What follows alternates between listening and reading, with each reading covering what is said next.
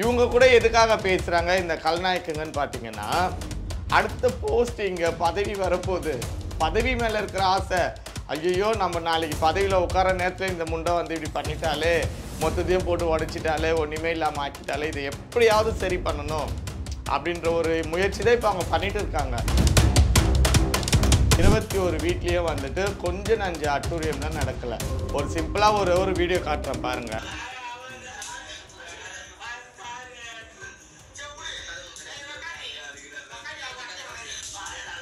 ஒன்று அடித்து பயம் காட்டுறீங்க, இல்லை அவங்களோட வாழ்வாதாரத்தை கையில் பிடிச்சி பயம் காட்டுறீங்க. மந்திரம் இப்படி பண்ணா அப்படி பண்ணா வாய் வழியே தான் சொல்லிட்டு இருக்கீங்களே கண்டி. என்ன மாதிரி ஒரு எவிடன்ஸை காட்டி பேசுங்க. உங்களோட ஆத்திரம் ஆவேசம்லாம் என்னன்னா, உங்கள் பதவி போகுது, உங்களுடைய போஸ்டிங் வந்து கலையுது, அது போகாத அளவுக்கு எப்படி பேசி அதை தக்க வச்சுக்கணுமோ அப்படி பேசிட்டு இருக்காங்க. அதுதான் உண்மை. ரஜினிக்கோ எனக்கோ தனிப்பட்ட பிரச்சனை கிடையாது. நான் பேசுது ஜமாத்து கதைகள் மட்டும்தான். 21 தலைவிகளை கேட்கும் போது அந்த 21 தலைவில ஒரு ஆள் தான் ரஜினி. நீ மட்டும் ஏன் இதுல முன் வர, மற்றவங்க யாருமே வரல. மந்த்ரா தரப்புல பேசுது அத்தனையுமே உண்மை, நியாயமானது. அதுக்குண்டான அனைத்து எவிடன்ஸுமே என்கிட்ட இருக்கு. கூடிய சீக்கிரம் கிங்கினி அவர்களே, நான் உங்களுக்கு ஒன்று சொல்கிறேன். நீங்கள் யாருன்னே எனக்கு தெரியல, இப்போ தான் உங்களோட டீட்டெயில் எல்லாமே கைக்கு வந்திருக்கு. உங்களை பற்றியே பேசக்கூடிய சூழ்நிலைகள் வந்தால் கட்டாயம் நான் பேசுவேன். எனக்கும் 21 தலைவிகளுக்கு தான் பிரச்சனை.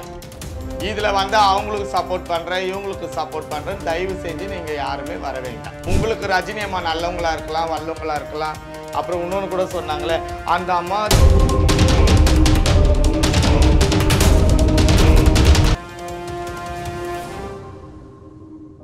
வணக்கம், எப்படி இருக்கீங்க? நல்லா இருக்கேன். ஒரு வழியா பிரச்சனை எல்லாம் தீர்ந்துச்சா? எங்க தீர்ந்துது? இனிமே ஒன்றும் முடிவே இல்லாம இருக்கே. பிரஸ் மீட்லாம் பார்த்தோம். ஆனா அவங்க நீங்க குற்றச்சாட்டு வைக்கிறீங்க, பதிலுக்கு அவங்களும் குற்றச்சாட்டு வைக்கிறாங்க. இது அப்படியே ஒரு தொடர் பயணமா போய்கிட்டே இருக்குது. சரி, இப்போ என்ன முடிவுக்கு வந்திருக்காங்க கடைசியா? அவங்க என்ன முடிவுக்கு வரணும்னா, இது காவல்துறை தலையிட்டாதான்ப்பா இது முடிவு. மற்றபடி அவங்க கிட்ட நாங்கள் பர்சனலாக பேசுறதுக்குலாம் எதுவுமே இல்லை. அவங்க வந்து சட்ட ரீதியாக சந்திக்கிறேன்னும் போது நானும் சட்ட ரீதியாக சந்திக்கிறேன், அவ்வளோதான். பார்க்கலாம். அதாவது தவறுகள் செஞ்சு அவங்களே வந்து சட்டத்தை அணுகும்போது எந்த ஒரு தவறும் செய்யாத நான் அணுக முடியாதா?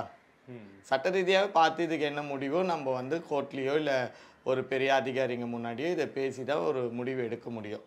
எங்களுடைய இது சென்னையில் வந்து தலைவிகளும் இந்த நாயக்குகளும் இருக்கக்கூடாது.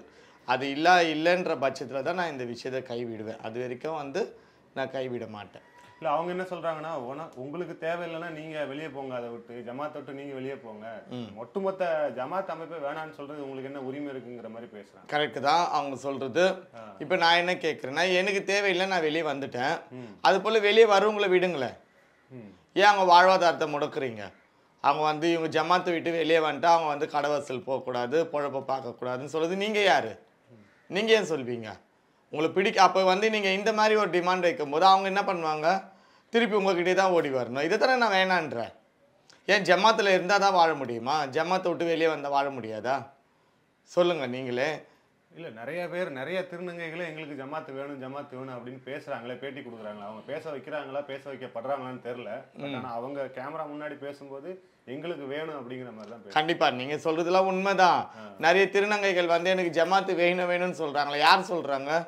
21 நாயக்கு, அந்த நாயக்குலேருந்து ஒரு சிலர், 21 கல்நாயக்கா, அந்த கல்நாயக்குங்க தான் பேசுகிறாங்க.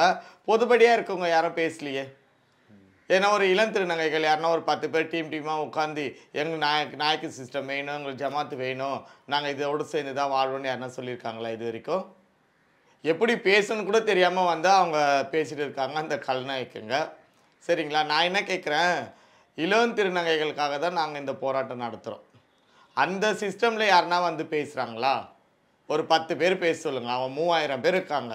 அந்த 3000 பேரில் ஒரு 10 பேர் பேச சொல்லுங்கள், எங்களுக்கு இந்த ஜமா சிஸ்டம் வேணும்னு சொல்லிட்டு. பேச மாட்டாங்க. இதுக்கப்புறம் இப்போ நான் சொல்லியிருக்கேன்ல, இதுக்கப்புறம் பேச வைப்பாங்க. அதில் யாருன்னா செலக்ட் பண்ணி அவங்கள மிரட்டியோ இல்லை பணம் கொடுத்தோ ஏதோ ஒன்று பண்ணுவாங்க. இப்போ வரைக்கும் பேசினுக்கிற அத்தனை பேருமே ஜமாத் தலைவிகள் அடுத்த போஸ்டிங் வெயிட் பண்ணக்கூடிய கல்நாயக்குகளை தான் பேசிகிட்டு இருக்காங்க. மற்றபடி வேறு பொதுமக்கள் யாருமே இதில் பேசலை. பொதுமக்கள்லாம் திருநங்கைகளில் பொதுவாக இருக்கவங்க யாருமே பேசலை. இதுலேருந்து நம்மளுக்கு கிளியராக தெரியுதுங்களே, இதில் வந்து ஜமாத் சிஸ்டம் பிடிக்கலன்றது கிளியராக தெரியுது. இவங்க கூட எதுக்காக பேசுகிறாங்க இந்த கல்நாயக்குங்கன்னு பார்த்தீங்கன்னா, அடுத்த போஸ்ட் இங்கே பதவி வரப்போகுது, பதவி மேலே இருக்கிற ஆசை. ஐயோ நம்ம நாளைக்கு பதவியில் உட்கார நேரத்தில் இந்த முண்டை வந்து இப்படி பண்ணிட்டாலே, மொத்தத்தையும் போட்டு உடச்சிட்டாலே, ஒன்றுமே இல்லாமல் ஆக்கிட்டாலே, இதை எப்படியாவது சரி பண்ணணும் அப்படின்ற ஒரு முயற்சி தான் இப்போ அவங்க பண்ணிட்டு இருக்காங்க. நீங்கள் எப்படி சரி பண்ணாலும் இது சரி ஆகாது. ஏன்னா 21 வீட்லேயும் வந்துட்டு கொஞ்சம் நஞ்சு அட்டூழியம்லாம் நடக்கலை. ஒரு சிம்பிளாக ஒரு வீடியோ காட்டுறேன் பாருங்கள். ஒரு இளம் திருநங்கைகளை ஒரு ரூமில் போட்டு இவங்களாம் எந்த அளவுக்கு கொடுமை பண்ணுறாங்க, என்ன மாதிரி அடி அடிக்கிறாங்க. அப்படி அடிக்கும்போது அவங்க எப்படி வந்து வெளியே வருவாங்க, இது பாருங்க.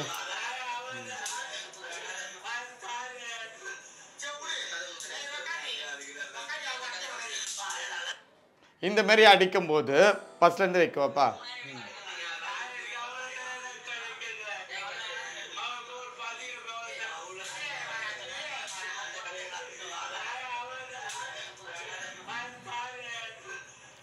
இப்போ இந்த மாதிரி அடிக்கும்போது அவங்க எப்படி வெளியே வருவாங்க? என்ன தைரியத்தில் அவங்க வந்து வெளியே வர முடியும் சொல்லுங்க? ஒன்று அடித்து பயங்காட்டுறீங்க, இல்லை அவங்களோட வாழ்வாதாரத்தை கையில் பிடிச்சி பயங்காட்டுறீங்க. அப்போ இவங்க எப்படி மீண்டு வர முடியும்? இப்போ நான் ஒன்று கேட்குறேன் சுந்தர் உங்களை.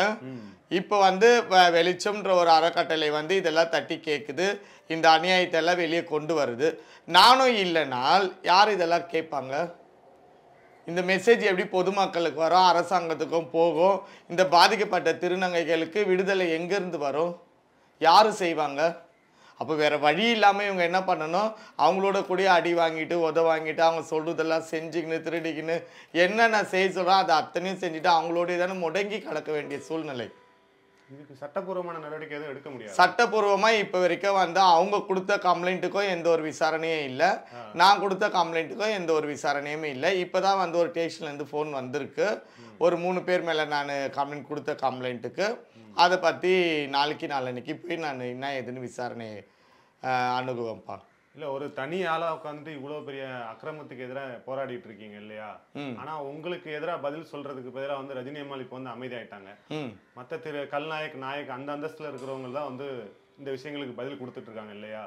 ஆனா அவங்க உங்களை பத்தி நிறைய குற்றச்சாட்டுகள் உங்க மேல வைக்கிறாங்க. அவங்க லட்சம் சொல்லுவாங்கப்பா, ஏன்னா அது ஒரு பெரிய கூட்டம். நீங்க ஒரு தனி மனுஷியா இருந்து நீங்க போராடுறீங்க இல்லையா? அவங்க அவ்வளவு பெரிய கூட்டத்தை வச்சுட்டு அந்த கல்நாயக் ரேஞ்சில் இருக்கவங்களே உங்க மேல கம்ப்ளைண்ட் பண்றாங்க. கண்டிப்பா நான் அதெல்லாம் இல்லைன்னு நான் சொல்ல. அதாவது நான் என்ன கேட்குறேன்னா, நீங்க இவ்வளோ பெரிய கூட்டம், எவ்வளோ முயற்சிகள் இப்போ பண்ணிட்டு வரீங்க, அதுல ஏதாவது ஒன்று உருப்படியா இருக்கா? அதுல ஏதாவது ஒன்று வந்து நேர்மையான ஒரு எவிடன்ஸோட வச்சு பேசப்படுதா? எதுவுமே கிடையாது. மந்த்ரா இப்படி பண்ணா அப்படி பண்ணா வாய் வழியாக தான் சொல்லிட்டு இருக்கீங்களே காண்டி என்ன மாதிரி ஒரு எவிடன்ஸை காட்டி பேசுங்க. இப்போ அவ்வளோ பெரிய கூட்டம் நினச்சா என்ன எது வேணாலும் பண்ணலாம்ப்பா, உண்மையே பொய்யா? ஏன்னா நான் ஒரு தனி நபர், எது வேணாலுமே செய்யலாம். அப்படி எதுவுமே நடக்கலையே.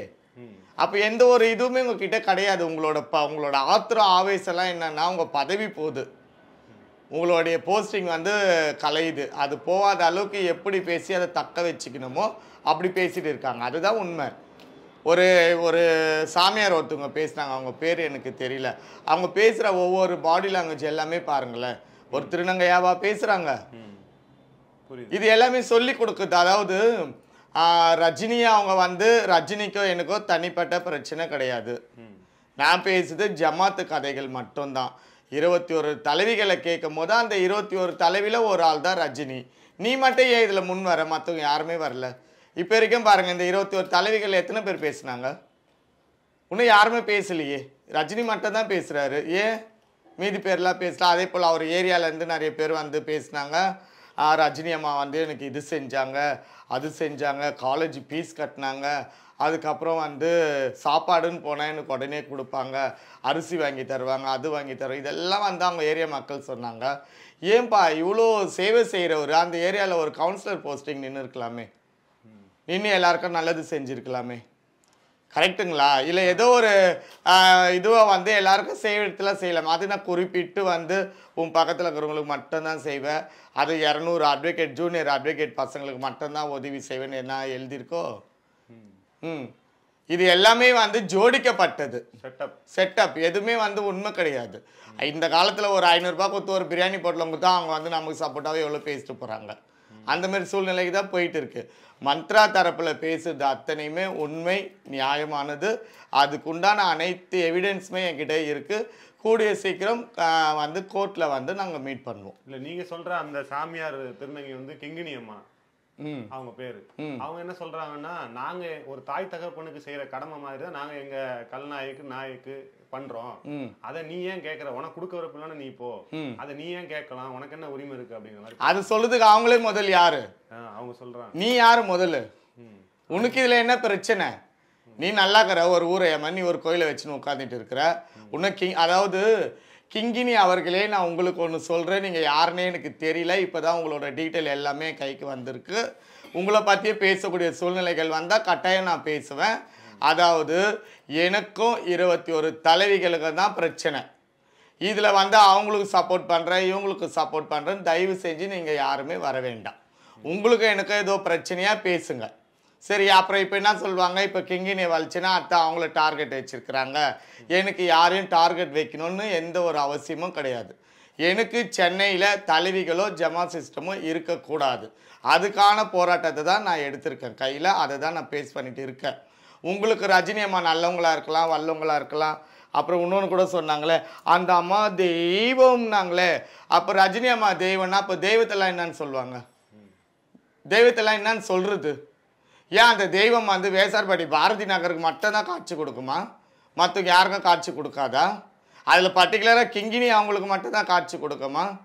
இங்கே பாரு சகோதரி, கிங்கினி உனக்கு எனக்கோ எந்த பிரச்சனையும் இல்லை. முதலாவது கிங்கினிக்கெல்லாம் நான் பதில் கொடுக்கணுன்னா லட்சம் கொடுக்கலாங்க.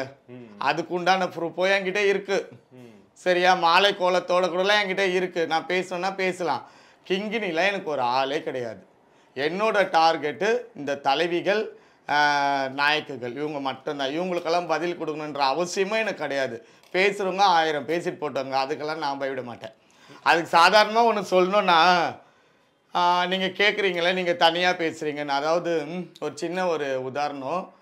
ஒரு யானைக்கு வந்து பசி ஆறுறதுக்கு ஒரு கரும்பு தோட்டமே தேவைப்படும். ஒரு எறும்புக்குள்ள அது சாப்பிட்டு போட்ட அந்த ஒரு சக்கை ஒன்றே போதும். நான் எறும்பாக இருக்க தான் ஆசைப்படுறேன், யானையாக இருக்க ஆசைப்படல. நீங்கள் யானையாக இருக்கீங்களா, இருந்துட்டு போங்க, எனக்கு அதை பற்றி பிரச்சனையே கிடையாது. எது உண்மை பொய்ன்றது சட்டம் சொல்லும். லீகலாகவே போகலாம், வாங்க லீகலாக போயிட்டு எங்கே பேசுமோ பேசலாம். சட்டம் யார் மேலே தவறு இருக்கோ சட்டம் வந்து அவங்களுக்கு தண்டனையை கொடுக்கட்டும். அவங்க இன்னொன்று மெயினாக சொல்கிறாங்க, உனக்கு நாளைக்கு ஏதாவது ஒன்று ஆச்சுன்னா வந்து திருநங்கைகள் தான் வரணும். கடைசி காலகட்டத்தில் வந்து பண்ண வேண்டிய சடங்குகள் கூட நாங்கள் தான் பண்ணணும். எங்களை பகைச்சிக்கிட்டு நீ எப்படி, அதாவது பொதுவாக சொல்கிறாங்க, எங்களை பகைச்சிக்கிட்டு நீ எப்படி வந்து உனக்கு கடைசி கட்டத்தில் ஏதாவது நாங்கள் தான் ஹெல்ப் பண்ண, மக்கள் வர மாட்டாங்க, வேற யாரும் வர மாட்டாங்க, திருநங்கைகள் தான் வரணும், இப்படி திருநங்கைகள் மேலே அவதூறு பரப்பிட்டு சுத்தாத அப்படிங்கிற மாதிரி சாபம் விடுற மாதிரி பேசுகிறாங்க. கண்டிப்பாக இதே எவ்வளோ காலத்துக்கு சொல்லி எல்லாரும் ஏமாத்திட்டு இருக்க போகிறீங்க?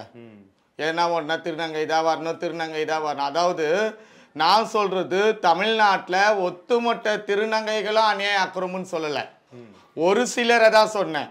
அதில் பர்டிகுலராக இந்த 21 தலைவிகளை தான் சொன்னேன். ஏன் இவங்க இல்லாமல் மற்றவங்களாம் திருநங்கைகள் எவ்வளோ நல்ல உள்ளம் கொண்டவங்களாம் இல்லையா? எவ்வளோ மூத்த திருநங்கைகள்லாம் இல்லையா? என்னை போல் பாதித்து எதுவும் பண்ண முடியாமல் இன்றைக்கி மூளைக்கு முட்டாளாக உட்காந்து நிற்கிறவங்களாம் இல்லையா?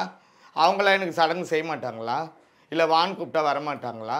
அதர்மம் ஒரு சைடு இருக்குன்னா தர்மமும் ஒரு சைடு இருக்குங்க. தர்மத்தை ஃபாலோ பண்ணுறவங்க கண்டிப்பாக வருவாங்க. நான் செத்தேன்னா என் சாவை வந்து எப்படி தேரும் திருவிழாமா கூட எடுத்துன்னு போகிறதுக்கெலாம் இருக்காங்க. இவங்க தான் வந்து இவங்களாம் வந்து எனக்கு சடங்கு பண்ணாங்கன்னா அதை விட மிகப்பெரிய பாவம் என் லைஃப்பில் வேறு ஒன்றுமே இல்லை. இவங்க செய்கிற சடங்கு தேவையில்லை. ஒரே ஒரு திருநங்கை வந்தால் கூட உண்மையானவங்க தர்மத்துக்கு போராடக்கூடியவங்க வந்து அவங்க கையால் ஒரு பொட்டு வச்சாலே என் சடலை நிம்மதியாக போய் சொர்க்கத்தில் சேருங்க. தயவு செஞ்சு இவங்களாம் யாரும் வரவே கூடாதுன்னு கையெழுத்து கும்பிட்றேன். இல்ல, மற்ற திருநங்கைகள்லாம் வந்து உங்களுக்கு வெளிப்படையா ஆதரவு தெரிவிக்கல இல்லையா? அவங்களாம் இவ்வளவு தூரம் வெளிப்படையா தெரிவிக்காத போது நீங்க அவங்களுக்காக இவ்வளவு மெனக்கிட வேண்டியது. அதுதான் இவ்வளவு அடி குமுறு கூடையில கட்டுறாங்களே, எப்படிங்க வெளிப்படையா வருவாங்க சொல்லுங்க? இல்ல, அவ்வளவு கஷ்டப்படுறாங்கன்னு தெரிஞ்சும் நீங்க இவ்வளவு போல்டா வெளியே வந்து பேசும்போது உங்க பக்கம் நிக்க வேண்டியதுன்னா அவங்களோட கடமை. அதான் அவங்களோட கடமைன்றதெல்லாம் கரெக்ட். நான் ஒன்னே ஒரு 10 வருஷமா போராடிட்டு இல்லை. நான் 10 வருஷம் போராடினேன். இப்போ வரைக்குமே யாருமே வந்து என் பக்கம் நிற்கல. நான் அன்னிலேருந்து இன்னி வரைக்கும் நான் ஒரே ஆள் தான் கத்தினுக்கிறேன்னு சொல்கிறதுக்கு ஜஸ்ட் ஒரு 6 மாதம் தான். அந்த 6 மாதத்துலேயே 1 மாதம் பேசப்பட்டது, மிச்சம் 5 மாதம் சைலண்ட்டாக ஆயிடுச்சு. இப்போ திருப்பி இப்போ தான் ஒரு 10-15 நாளாக நம்ம பேசிட்டு இருக்கோம். பார்ப்போம் இதோட முடிவும். வராங்களா இல்லையா அன்னைக்கு நீங்களே பார்க்கலாம். அன்னைக்கு மந்த்ரா ஒரு ஆள் தான் பேசினேன், இன்னைக்கு மந்த்ரா கூட ஒரு 10 பேர் இன்னொரு ப்ரெஸ் மீட் கொடுத்தாங்க. இது ஒரு முன்னேற்றம் தானே. அன்னைக்கு நான் ஒரு ஆள் இருந்தேன், இன்னைக்கு என்கிட்ட 40-50 பேர் இருக்காங்க, ஒரு 70-80 பேர் மறைமுகமாகவே இருக்காங்க. இதுவும் ஒரு மாற்றம் தானே. இந்த நிலையும் மாறும். இன்னைக்கு நான் தனியாக இருக்கிற மந்த்ரா கூட இன்னொரு 10 பேர் வந்து நிற்கிறதுக்கு இந்த நிலையும் மாறும். அதே போல் அன்றைக்கி நானே எவ்வளோ பேசிகிட்டு இருந்தேன். இன்னைக்கு பாருங்கள், கடவுளோட இதில் இந்த போராட்டத்துக்கு ஒரு அருமையான ஒரு சகோதரி எனக்கு வந்து ஜெஸ்லின்னு சொல்லிட்டு ஒருத்தவங்க வந்து பேசியிருக்காங்க. அவங்களும் இதே மாதிரி தைரியமாக நல்லா போல்டாக பேசியிருக்காங்க. அதெல்லாம் நினச்சா எனக்கு ரொம்ப பெருமையாக இருக்குது. அது போல் ஒருத்தராக வருவாங்க, அது கொஞ்சம் நாட்கள் ஆகும், கொஞ்சம் டைம் எடுக்கும். எடுத்தோன்னே எல்லாரும் வந்துடணுன்னா நடக்குங்களா? அவங்களுக்கு இதில் மெயின் விஷயம் இன்னொன்று நான் என்ன சொல்ல வரேன்னா, இவங்க எல்லாருமே பணம் வாங்கியிருக்காங்க. எப்படின்னா கடன் தொகையாக 50,000 1,00,000 இந்த மாதிரி ஒருத்தருக்கு ஒருத்தர் கைமாறல் வட்டிக்கு அப்படிலாம் கொடுத்துட்டு இருக்காங்க. இப்போ திடீர்னு அதிரடியான ஒரு முடிவு எடுத்து என்கிட்ட வெளியே வந்தாங்கன்னா அந்த பணம் எல்லாம் லாக் ஆகிடும். எப்படி கிடைக்கும் திருப்பி? இவங்க எல்லாருமே அராஜக பார்ட்டியாச்சு. ஸோ அதுக்காகவும் கொஞ்சம் டைம்லாம் என்கிட்ட நிறைய பேர் கேட்டிருக்காங்க, இந்த இவ்வளோ பணம் இருக்குது, அங்கே இவ்வளோ பணம் இருக்குது, இப்போ நான் உன் சைடு வந்துட்டேனே என் பணத்தை எப்படி வாங்குறது? அப்போ நான் வந்து அவங்களுக்கு ஒரு உறுதி அளிக்க முடியல. நான் வாங்கி தரேன், நீங்கள் வாங்கன்னு கூட முடியல. எப்படி சொல்ல முடியும்? திருப்பி அது ஒரு பிரச்சனை தானே போயிட்டு இருக்கும். ஸோ இந்த மாதிரிலாம் எதுவுமே வேண்டாம். பொறுமையாக நீங்கள் உங்களோட பணம் கிணம் எல்லாம் எவ்வளோ சீக்கிரம் முடிக்கிறீங்களோ பொறுமையாக முடிச்சு நீங்கள் பொறுமையாக வாங்க. என்றைக்குமே வெளிச்சம் மாறா கட்டளை நியாயத்துக்காக கதவு திறக்கப்பட்டே இருக்கும்.